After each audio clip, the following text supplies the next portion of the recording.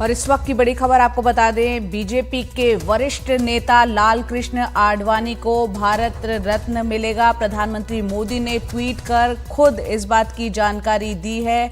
तो बड़ी खबर, क्योंकि लाल कृष्ण आडवाणी बीजेपी के वरिष्ठतम नेताओं में माने जाते हैं और साथ ही आपको बता दें सह संस्थापक रहे हैं। शुरुआत जब बीजेपी की हुई थी तब से लेकर आज तक हमने देखा है किस तरह से एक अग्रणी भूमिका रही है। उप प्रधानमंत्री भी रह चुके हैं। इसके अलावा बीजेपी के 3 बार वो अध्यक्ष रह चुके हैं। साथ ही आपको बता दें राज्यसभा और लोकसभा के सांसद भी रहे हैं। और इस वक्त की बड़ी खबर यही है कि लाल कृष्ण आडवाणी को भारत रत्न दिया जाएगा। 1998 से 2004 तक देश के गृह मंत्री वो रह चुके हैं और इस सर्वोच्च सम्मान, नागरिक सर्वोच्च सम्मान से उनको सम्मानित किया जाएगा, भारत रत्न दिया जाएगा। प्रधानमंत्री का वो ट्वीट भी आप देख रहे हैं जो उन्होंने किया है। लाल कृष्ण आडवाणी को सम्मानित किया जाएगा भारत रत्न से। तो इस वक्त की बड़ी खबर, 2002 से 4 के बीच देश के उप प्रधानमंत्री भी रहे हैं। हमारे सहयोगी अखिलेश शर्मा हमारे साथ जुड़ रहे हैं। अखिलेश जी, एक बड़ी खबर, क्योंकि 96 साल इस वक्त उम्र है आडवाणी जी की और संस्थापकों में से रहे हैं वो, और एक बड़ा सम्मान उनको अब दिया जा रहा है। बहुत बड़ी खबर है और लोकसभा चुनाव से पहले ये लाल कृष्ण आडवाणी को भारत का सर्वोच्च नागरिक सम्मान देना बीजेपी के जो लाखों कार्यकर्ता हैं उनके उत्साह को बढ़ाएगा। क्योंकि आप जानते हैं कि लाल कृष्ण आडवाणी और नरेंद्र मोदी के रिश्तों को लेकर लगातार टीका टिप्पणी होती आई है और जिस तरह से उनको प्रधानमंत्री पद का उम्मीदवार घोषित किया गया था, लाल कृष्ण आडवाणी ने उसका भी विरोध किया था। लेकिन नरेंद्र मोदी ने हमेशा गुरु के तौर पर उनको सम्मान दिया। हर बार उनके जन्मदिन पर उनको जाकर के बधाई दी, उनका आशीर्वाद लिया। और अब जबकि 96 वर्ष के लाल कृष्ण आडवाणी हो चुके हैं, एक चौंकाने वाले फैसले के तहत, क्योंकि चौंकाने वाला इसलिए क्योंकि अमूमन जब भारत रत्न की इस तरह के नागरिक सम्मानों की घोषणा होती है वो गणतंत्र दिवस से पहले होती है। और इस बार भी कर्पूरी ठाकुर को, जो कि बिहार के मुख्यमंत्री रह चुके हैं, उन्हें मोदी सरकार ने भारत रत्न देने का निर्णय किया था और ये गणतंत्र दिवस से पहले की घोषणा की गई थी। लेकिन गणतंत्र दिवस के बाद भारत रत्न की घोषणा इस तरह से करना यह वाकई चौंकाता है और इसके पीछे आप कई समीकरण समझ सकते हैं। तो मैंने जो आपको बताया कि कार्यकर्ताओं की जो इच्छा थी उसका सम्मान किया गया, और दूसरा राम मंदिर का जो मुद्दा भी जिस तरह से बीजेपी प्रमुखता से उठाना चाह रही है। राम मंदिर का जो अभी प्राण प्रतिष्ठा कार्यक्रम हुआ उसमें लाल कृष्ण आडवाणी को भी आमंत्रित किया गया था। हालांकि वो मौसम खराब होने के चलते वहां पर नहीं जा पाए थे। लेकिन कार्यकर्ताओं के मन में ये प्रश्न हमेशा से रहा था कि लाल कृष्ण आडवाणी वो नेता हैं जिन्होंने राम मंदिर को लेकर के पूरे देश में इस मुद्दे को एक प्रमुख मुद्दा बनाया। अयोध्या से सोमनाथ से लेकर के अयोध्या तक उन्होंने रथ यात्रा निकालने का फैसला किया था और उसके बाद भारतीय जनता पार्टी उस ऊंचाई पर पहुंची जिस पर आज वो खड़ी है और इसको यहाँ तक पहुंचाने में इस राम मंदिर आंदोलन का लाल कृष्ण आडवाणी की एक बहुत बड़ी भूमिका रही है। तो ऐसे में लाल कृष्ण आडवाणी का भी सम्मान होना चाहिए, ये बात मन में हमेशा से रही। और दूसरी बात ये भी है कि जब गुजरात के दंगों के बाद अटल बिहारी वाजपेयी तत्कालीन प्रधानमंत्री नरेंद्र मोदी को हटाना चाहते थे बतौर मुख्यमंत्री, तो लाल कृष्ण आडवाणी ने सबसे ज्यादा आगे जाकर उनका बचाव किया। लेकिन जैसा मैंने आपको बताया कि 2014 के बाद से उनके संबंध मधुर नहीं रहे हैं। कम से कम उनके मन में ये मलाल रहा कि शायद उन्हें भी एक बार फिर से मौका मिलना चाहिए था या नरेंद्र मोदी की जगह किसी और को प्रधानमंत्री बनना चाहिए था। ये सारी बातें उनके मन में रही और समय समय पर वो अपना विरोध भी इस बात को लेकर जताते रहे। लेकिन पिछले कई वर्षों से वो बहुत शांत हैं और हर बार नरेंद्र मोदी उनके जन्मदिन पर जाकर उनका आशीर्वाद लेते हैं। खुद अगर आडवाणी की बात करें तो वो जनसंघ से जुड़े रहे हैं, भारतीय जनता पार्टी के संस्थापकों में से रहे हैं और जब जनता पार्टी की सरकार थी तब उसमें सूचना प्रसारण मंत्री रहे। अटल बिहारी वाजपेयी जी की सरकार में वो प्रधानमंत्री रहे, गृह मंत्री उन्होंने काफी लंबे समय तक वो रहे। तो देश के तमाम पदों को उन्होंने सुशोभित किया है और भारतीय राजनीति में एक बड़ा चेहरा है। भारतीय राजनीति के एक प्रमुख स्तंभ लाल कृष्ण आडवाणी है और पार्टी के विचारक माने जाते हैं। पार्टी को आज जो विचारधारा में जो शार्पनेस देखने को मिलती है और जिसको पार्टी विद डिफरेंस बीजेपी बार बार कहती है, ये भी बात उन्हीं की कही हुई है। वो चाहे राम मंदिर आंदोलन के वक्त सुडो सेकुलरिज्म की बात कहना और उस बात को आगे बढ़ाना, ये भी लाल कृष्ण आडवाणी का दिया हुआ है। और पार्टी को वैचारिक धार किस तरह से दी जाए, कार्यकर्ताओं को कैसे मजबूत किया जाए, ये सारा काम आडवाणी करते रहे। बीजेपी की जो दूसरी पीढ़ी कही जाती है, चाहे जिसमें प्रमोद महाजन हो, वेंकैया नायडू, अरुण जेटली, सुषमा स्वराज, नरेंद्र मोदी, इन सबको गढ़ने में और ऊंचाइयों तक पहुंचाने में लाल कृष्ण आडवाणी की बहुत बड़ी भूमिका रही है। वो एक ऐसे वट वृक्ष है बीजेपी के जिसकी छाया में इन तमाम नेताओं को फलने फूलने का मौका मिला। वैसे तो वट वृक्ष के बारे में कहा जाता है कि उसके नीचे कोई पनप नहीं पाता, लेकिन आडवाणी ने सबको खाद पानी देकर के सींचा है और आज इस ऊंचाई तक पहुंचाया है। जी, आपने बेहतरीन तरीके से बताया किस तरह से बीजेपी में एक अग्रणी भूमिका और एक महत्वपूर्ण भूमिका रही है लालकृष्ण आडवाणी की। यहाँ पर अखिलेश जी, आपने जिस ओर इशारा किया, लोकसभा चुनाव से पहले ये ऐलान हुआ, इससे पहले हमने देखा था कर्पूरी ठाकुर को लेकर जो बिहार के मुख्यमंत्री रह चुके हैं उनको लेकर ऐलान हुआ। ऐसे में अब क्या इसके जरिए संदेश देने की कोशिश हुई और इसका असर चुनावों पर भी आपको दिख रहा है? निश्चित तौर पर दिखेगा, क्योंकि जो राम मंदिर का मुद्दा है बीजेपी उसको प्रमुखता से केंद्र में रखना चाह रही है। कल भी आपने देखा होगा कि जब भाषण हुआ है, राष्ट्रपति के भाषण के ऊपर धन्यवाद प्रस्ताव पर चर्चा हुई है, तो उस पर भी राम मंदिर का जिक्र बार बार किया गया।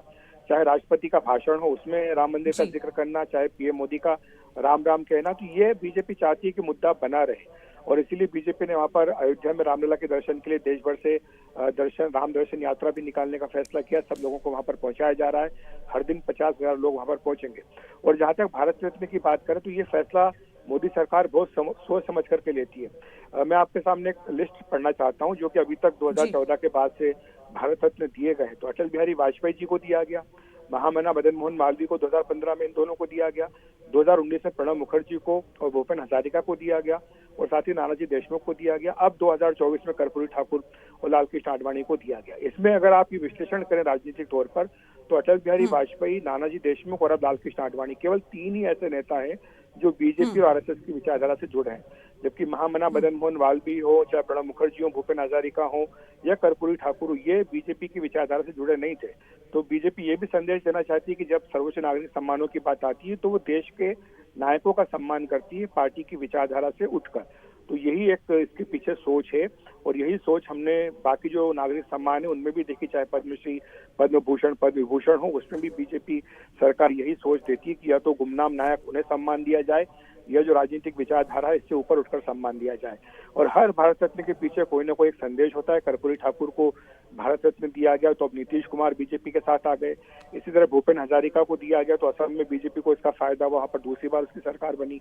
प्रणब मुखर्जी को दिया गया तो पश्चिम बंगाल के चुनाव में उसको पार्टी को फायदा हुआ।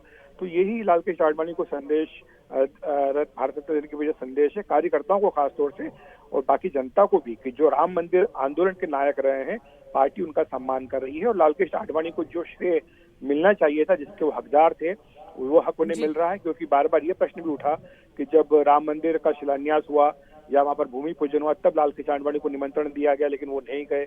अब जबकि प्राण प्रतिष्ठा हुई तब भी उनको निमंत्रण दिया गया लेकिन वो नहीं गए।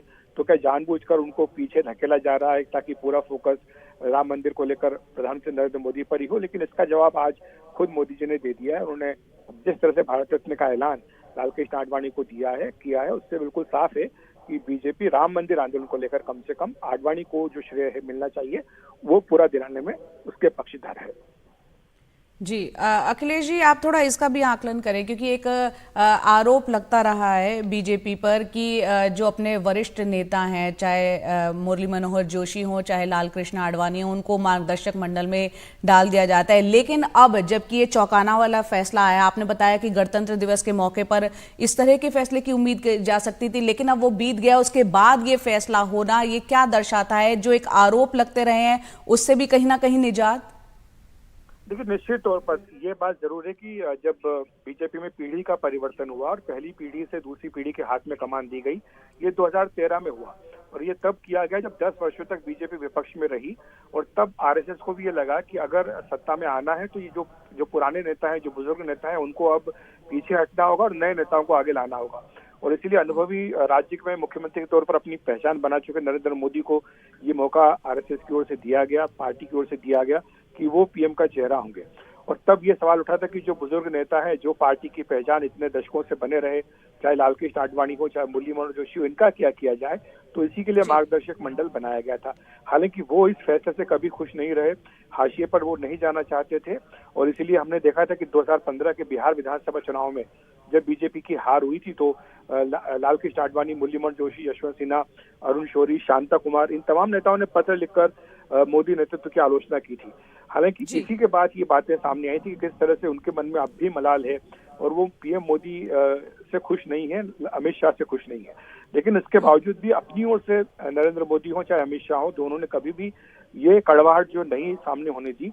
और ये हमेशा उन्होंने दिखाया है कि उनके मन में चाहे आडवाणी हो चाहे जोशी हो कितना सम्मान है। जैसा मैं कह रहा था कि हर बार उनके जन्मदिन पर उनके घर जाना, उनका आशीर्वाद लेना, और जब सरकारी घरों को खाली कराने की बात हुई तो सभी जो सांसद पूर्व हो जाते हैं या मंत्री हट जाते हैं उनको तुरंत 1 महीने के अंदर खाली करना होता है।